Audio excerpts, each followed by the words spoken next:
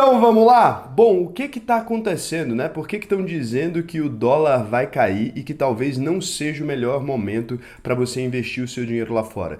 Eu vou te explicar que história é essa aqui e é muito importante vocês prestarem bastante atenção nesse vídeo, principalmente se você vai investir no Brasil nos próximos meses ou se você vai investir lá fora, porque esse vídeo aqui pode mudar a forma como você pensa isso. Eu vou te explicar aqui de maneira bem interessante o que está rolando. Então, nos últimos anos, e eu não estou falando aqui dos últimos 3 anos, que é os anos que as pessoas estão se referindo na maioria dos casos, né? Eu estou falando ali dos últimos muitos anos, da última década, talvez até mais do que da última década, a gente tem visto os Estados Unidos injetarem bastante dinheiro na economia. E quando a gente fala em injetar bastante dinheiro, a gente está falando assim, injetar com uma violência absurda. No ano de 2010, eu fiz uma pesquisa aqui para trazer essa matéria que eu me lembrava dela, né? Os Estados Unidos injetou ali 600 bilhões de dólares na economia. E a gente estava discutindo quais seriam os efeitos disso, não para os Estados Unidos especificamente, mas para o restante do mundo. Afinal, essa decisão aqui nem de longe, né, impacta somente os Estados Unidos, ela impacta todos os países do mundo. É a maior economia do mundo injetando 600 bilhões de dólares na economia. E o que levou eles a fazerem isso aqui na época e por que isso aqui foi considerado até, como você pode ver aí no olho da notícia, como uma guerra cambial? O que acontece é que em 2010, ali eram apenas 2 anos depois do subprime, a economia americana passava por um momento extremamente sensível, né? Depois daquilo tudo. Se você já assistiu A Grande Aposta, você se lembra daquele rolo, o pessoal todo ali sem saber o que fazer, aquela quebradeira dos bancos. Então os Estados Unidos ali, como a maior economia do mundo, tinha que arrumar uma solução para aquele problema, porque aquele problema já tinha saído ali, inclusive, do território deles e tinha ido para o mundo inteiro, tinha se alastrado como uma crise internacional ali que começou somente dentro do território americano por conta da crise no pagamento das hipotecas. Então em 2010,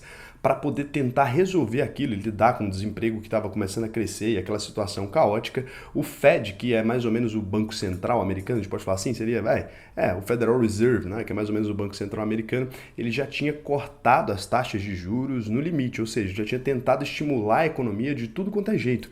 Zerando a taxa de juros ali, seria como se a nossa Selic ficasse a zero. Os empréstimos ficam mais baratos, as empresas podem tomar mais empréstimos, o cidadão comum pode tomar mais empréstimo, pode comprar casa, pode comprar carnezinho financiado ali nas Casas Bahia, na nossa realidade, e lá nos Estados Unidos também, tava um oba-oba danado, todo mundo conseguia comprar de tudo, só que eles queriam estimular a economia além desse limite. Para você que acompanha mais o mercado financeiro, você se lembra que quando a nossa taxa de juros foi cortada ali a 2%, a gente já viu uma expansão gigante ali, né, da base monetária no país, a gente já viu a inflação subindo a passos largos e o nosso câmbio se desvalorizando fortemente. Os Estados Unidos queriam desvalorizar o próprio câmbio para facilitar a exportação e, além de tudo, deixar o clima de oba-oba ainda maior dentro do território nacional. Eles, então, tiveram essa magnífica ideia aí, que foi pegar 600 bilhões de dólares e comprar títulos dos bancos. Isso mesmo, eles compram títulos dos bancos, os bancos ficam com dinheiro em caixa e emprestam mais. Isso é chamado de quantitative easing, ou flexibilização quantitativa. Já é um mecanismo utilizado há muitos anos, não foi a primeira vez que foi feito, a Europa utiliza também, o mundo inteiro está utilizando isso aqui, a gente tem uma grande crise aí, talvez vindo por conta, inclusive, dessa loucura. Mas o que acontece? Na época, os outros países acabaram percebendo ali essa estratégia dos Estados Unidos, que era desvalorizar a própria moeda para facilitar ali a vida deles e aumentar a exportação americana, colocando mais dinheiro para dentro, e começaram também a injetar mais dinheiro na economia. A China também começou a injetar dinheiro, então o mundo inteiro começou a injetar dinheiro. Como o mundo inteiro estava injetando dinheiro, não foi possível a maioria dos países ali entenderem, né, muito bem o quanto estava sendo a inflação verdadeira ali naquela coisa. Por quê? Porque fazendo isso, os Estados Unidos também aumentou a economia dele de maneira real. Ele não conseguiu só criar dinheiro do além. Como ele era a maior economia do mundo, quando ele imprime mais dinheiro, ele não tem o mesmo efeito necessariamente que o Brasil, que é o aumento dos preços ali, porque o crescimento da produção não aumenta. O crescimento da produção deles aumentou de fato, porque eles exportaram mais. Então, assim, deu uma balizada, por isso foi considerado uma guerra comercial, porque isso prejudicava os outros países ali na balança comercial, mas os Estados Unidos em si não muito. Então, na época ali, né, o presidente era o Obama, na época a Dilma criticou ele ali, ela tinha acabado de ganhar a eleição, virou aquele rolo, toma lá da cá, mas não deu em nada. Os Estados Unidos fez isso aí e ninguém entendeu. Para você ter uma ideia, no ano específico em que os Estados Unidos fez isso, né, o real se valorizou ali 36% contra o dólar. Foi uma das moedas que mais se valorizou naquele período específico. Então aqui mais ou menos você entende uma parte, né, da estratégia aí do Paulo Guedes. Por quê? Porque como o Brasil vive muito de exportação também,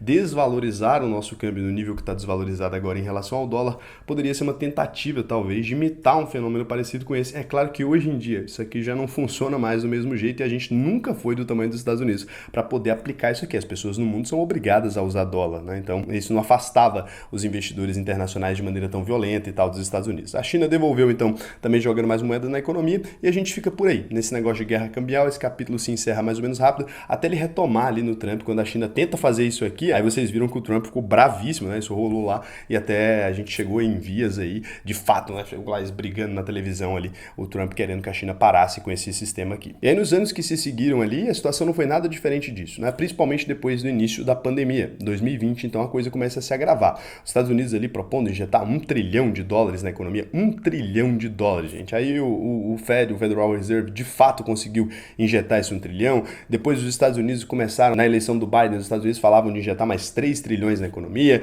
Então acabou que no acordo, na prática, que eles falavam de injetar 1 trilhão, eles injetou direto, foi 2 trilhões na economia, lá em 2020, já isso aqui em março de 2020, depois injetou mais sei lá quantos e foi injetando. É difícil até mensurar aqui, eu poderia fazer uma conta aqui, mas é difícil até mensurar a quantidade de dinheiro que os Estados Unidos injetou na economia por agora. Só que agora, como o mundo todo estava fazendo mais ou menos a mesma coisa, então a gente acabou vendo uma inflação generalizada nos diferentes países. Para vocês terem uma ideia, os Estados Unidos chegou a uma inflação de 6,2%. E aí você pode pensar assim, Raul, cara, mas isso aí é segunda-feira aqui pra gente que é brasileiro, né? Mas esse é o maior índice de inflação nos Estados Unidos desde 1990. Aqui nesse gráfico você consegue ver, olha só, então um número realmente muito relevante. No ano que eles estavam injetando dinheiro mesmo na economia, de 2020, é comum essa inflação não chegar no momento. O Brasil também está passando por o mesmo período, né? A gente injetou muito dinheiro, distribuiu auxílio emergencial, injetou dinheiro de pandemia e sei lá o que. A gente começou a sentir os reflexos depois. A gente fez uma injeção ali, a gente começou a sentir os reflexos depois. Nos Estados Unidos, esse reflexo demora um pouquinho mais a chegar, porque também tem o mundo todo usando o dólar. É uma coisa muito mais difícil, menos previsível do que é a economia brasileira ali, porque a gente é muito menor, né? Então, um sistema complexo menor ainda é complexo. Um sistema complexo gigante como é o dos Estados Unidos acaba sendo mais complexo ainda. Então, lá nesse momento, eles chegaram em 6,2% de inflação. E aqui agora o Federal Reserve anunciou, né, a intenção deles ali de fato parar com essa expansão maluca da moeda, do jeito que eles vinham fazendo, começar um aumento um pouco da taxa Selic deles lá, diminuindo o crédito no mercado e juntamente com isso cortando um pouco desses estímulos que eles estavam dando para a economia, que está funcionando à base de estímulos. Por quê? Porque agora eles conseguiram lá, o principal número que os presidentes americanos têm uma preocupação eleitoral ali é a taxa de desemprego. A taxa de desemprego nos Estados Unidos, ela pode subir e cair numa velocidade muito grande. É porque a gente considera praticamente como se fosse uma taxa de pessoas ocupadas. Nos Estados Unidos a gente não tem uma CLT propriamente dita, né?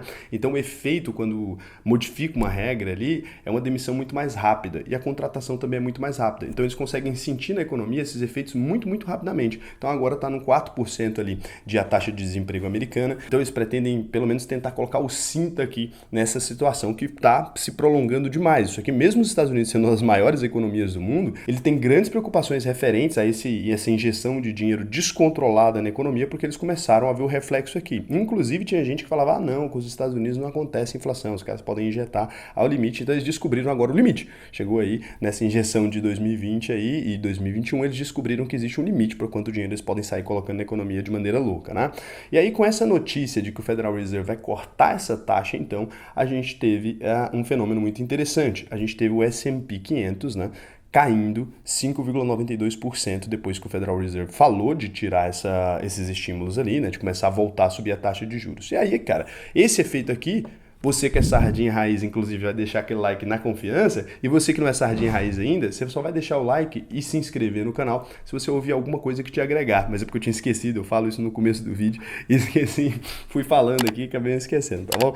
Então, esse efeito aqui, você que é um sardinha raiz já conhece há muito tempo, né? A gente sabe que sempre que aumenta a taxa de juros, a gente vê uma queda na Bolsa de Valores. Isso acontece de maneira muito simples, tanto é que a gente está sentindo uma queda muito forte, porque a nossa taxa de juros foi elevada. Ele saiu de 2 para 9 pontos, sei lá quanto, num período período muito rápido, né? Num período muito curto ali. Então os Estados Unidos começou a fazer esse movimento. É claro que de maneira muito mais sutil. A taxa deles era praticamente zero, né? Então agora vai para 0,25, depois aumenta mais 0,25, depois aumentar, e aí para chegar até em 2 talvez aí, é o que eles estão dizendo, 2,25 aí. Então, com isso a gente viu ali alguns investidores que há muito tempo não procuravam a renda fixa americana lá procurando a renda fixa, afinal, entre deixar o seu dinheiro exposto à volatilidade do mercado e deixar o seu dinheiro ali rendendo confortável e tranquilinho para o governo te pagar, algumas pessoas acabam preferindo o governo, né? Rendendo ali de boa, sem risco. Então, 5,99% de queda aí, né? O S&P 500, que mede as 500 principais empresas americanas logo aqui no começo do ano. E agora fica aqui então a pergunta, né? Eu dizendo tudo isso aqui, você pode estar pensando assim, nossa, cara, então que furada, né? Eu comecei na Bolsa de Valores por agora, comecei no momento que a coisa estava muito em alta, muito dinheiro na economia, e agora vai entrar um momento aí, talvez, onde a Bolsa americana vai cair. Então os investidores internacionais vão procurando outras alternativas, inclusive tem dinheiro estrangeiro entrando no Brasil pra caramba, não sei se vocês acompanharam os últimos números aí, mas tem dinheiro estrangeiro vindo pra caramba pra cá. E a gente tem agora então dois efeitos, a bolsa caindo e o dólar se desvalorizando. Você envia o dinheiro ali, você vai ter a queda dos dois ao mesmo tempo. É isso, Raul? Então a coisa ficou ruim para investir nesse momento? Vou pedir para vocês cautela em relação a isso. Existe aquela frase que ficou famosíssima, né, do Warren Buffett, que é Never bet against America, né? Então nunca aposte contra os Estados Unidos. Por quê?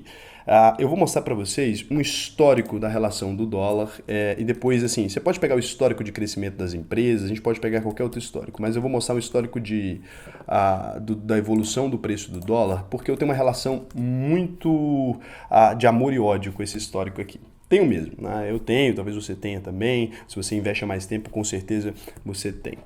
Então eu vou falar um pouco com vocês sobre isso aqui, deixa eu só abrir aqui.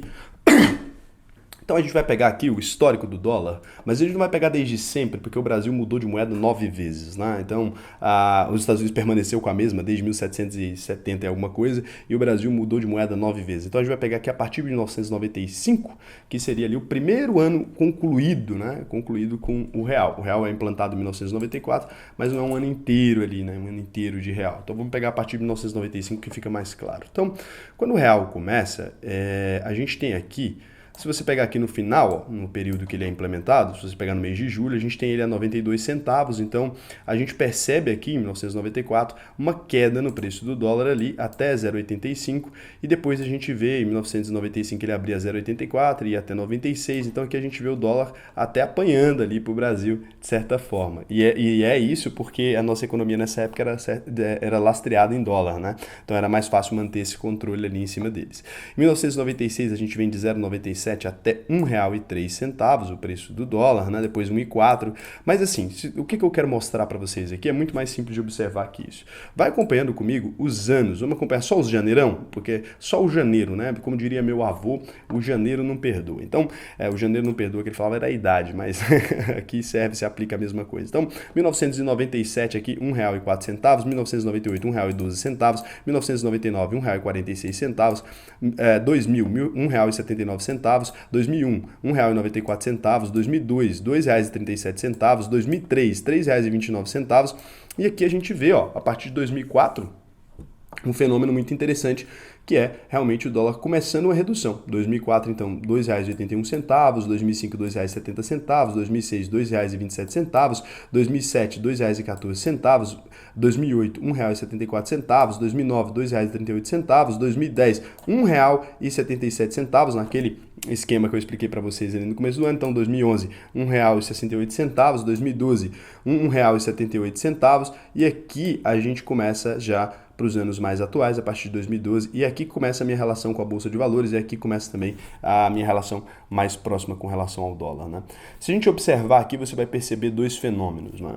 Você vai perceber, primeiramente, que o dólar, no longo prazo, ele acaba necessariamente, né, ganhando do real, então o real se desvaloriza em relação ao dólar ali, e isso é um cenário que não muda. Então, no longo prazo, a gente poderia dizer que essa é uma tendência, até porque a economia americana é mais forte que a nossa e é natural, né, que a moeda também seja mais forte que a nossa e que continue sendo. Então, quando a gente observa que a gente percebe que realmente no longo prazo aumenta. Eu achava caríssimo o dólar quando eu comecei a investir ali a R$ 2,30, eu achava caro a R$ 2,61, eu achava caro a R$ 3,87, eu achava caro a R$ 3,38, eu achava caro a R$ 3,31, eu achava caro a 4, achava caro também a 5 e continuo achando caro e continua subindo, né? Achei caro ali em janeiro do ano passado a R$ 5,09 e acho caro agora a R$ 5,20 e poucos centavos. Então, por mais que no momento atual, pode ser que sim, pode ser que o dólar tenha uma pressão aí de queda, a gente tem que se lembrar que esse ano também, se você quiser fazer essas análises temporais, você precisaria se lembrar que esse ano também a gente tem as eleições no Brasil e que o Brasil fica um peteco durante as eleições. A gente tem uma série de fatores ali, uma série de critérios que também podem impactar o preço do real. Então, assim, você não pode ficar olhando coisas que não estão sob o seu controle. Eu acho que o dólar pode cair esse ano? Acho. Isso pode se modificar amanhã? Pode. Então, assim, se você está começando a fazer os seus investimentos agora, imagina que você vai fazer aí aportes ao longo de 30 anos. É um rapaz aí de 20, um rapaz de 30, você vai fazer 30 anos de aporte. A gente multiplica aqui, ó. Então, são 360 aportes que te faltam fazer. Que diferença vai fazer, né, o dólar que você pagou ali no comecinho, né? Você vai ficar armazenando dinheiro em reais para poder lutar contra o dólar, para poder lutar contra a alta do dólar ali, não me parece sensato, né? Então, ainda que você fosse fazer isso, eu não acharia que você está sendo sensato de manter esse dinheiro em reais, não investido em nada, esperando acontecer alguma coisa com o dólar. Eu, a não ser que fosse um volume muito grande de dinheiro, vou investir 5 milhões de uma vez lá fora, pô, aí é um caso a se pensar, porque qualquer mudança nisso aqui te prejudica imensamente, talvez dividir os aportes ali. Agora, se você é um cara normal, tá na fase de construção de patrimônio, cara, não perde o seu tempo se preocupando com isso. O dólar pode cair esse ano, como a gente percebe aqui? Pode mesmo, né? Um aumento na taxa de juros americana vai dar uma pausada na economia lá. Os caras pararam agora a injeção de dinheiro desenfreada, a coisa pode dar uma petecadinha lá e eles teriam até que fazer um pacote de estímulo maior depois, dependendo da treta que eles entrarem.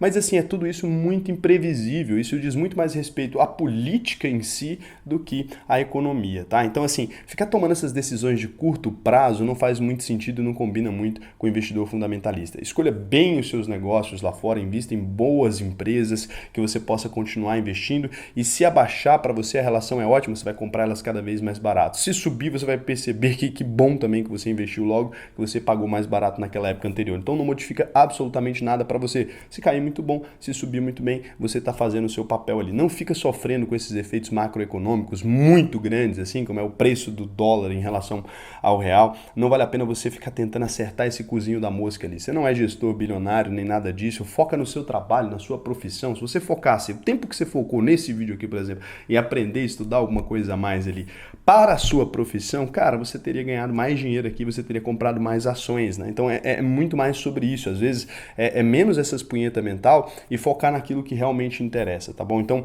eu foco sempre naquilo que interessa. Eu quis trazer isso aqui para vocês, que eu vi muita gente falando, o dólar tá lá, o dólar tá lá. E de fato, cara, o dólar tá numa situação complicada de ser prevista agora. Só que assim, se você pegar os mesmos analistas agora que estão falando que o dólar vai cair ou que o dólar vai subir, que tem uma parte falando diferente, se você pegar 3 meses atrás estava falando o contrário, eles não acertaram e eles não estão certos agora, porque o dólar tem 3 funções, né? Ele é utilizado como uma reserva aí para alguns países de forma internacional, ele é utilizado como moeda americana e a terceira função dele é fazer analista dar pitaco errado. Então assim, não entrem nessa, tá? Tudo que eu falei aqui pode ser muito legal e tal e pode mudar amanhã. Então é isso, sabe? É o tipo de coisa, eu trago aqui para vocês, para vocês entenderem que não é importante, tá bom? Agora sim, se você quiser aprender a investir de verdade, é investir, não é ficar especulando, né? Tanto no Brasil, quanto nos Estados Unidos, quanto, sabe, no mundo todo ali, em criptomoeda, em ouro, a coisa toda, você já sabe.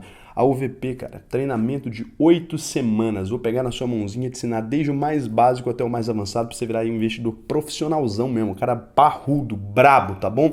E não é palhaçadinha de day trade, essas coisas não. É investimento de longo prazo para construir patrimônio da maneira correta. Se você quiser, auvp.com.br, é só você entrar lá. Lembrando, se depois dessas 8 semanas você não aprender a investir, você fala para mim, olha, não aprendi a investir, fiz o curso inteiro, emiti meu certificado, não sei investir, não estou seguro, não aprendi mesmo, a gente devolve o seu dinheiro. É nosso compromisso, está escrito lá no site, nosso compromisso VP, só você clicar lá e ler, tá bom? Beijão pra você, até o próximo vídeo. Espero que tenha te contribuído de alguma maneira aqui, de qualquer maneira, e que você tenha valido a pena você se inscrever e ter perdido seu tempo assistindo esse vídeo.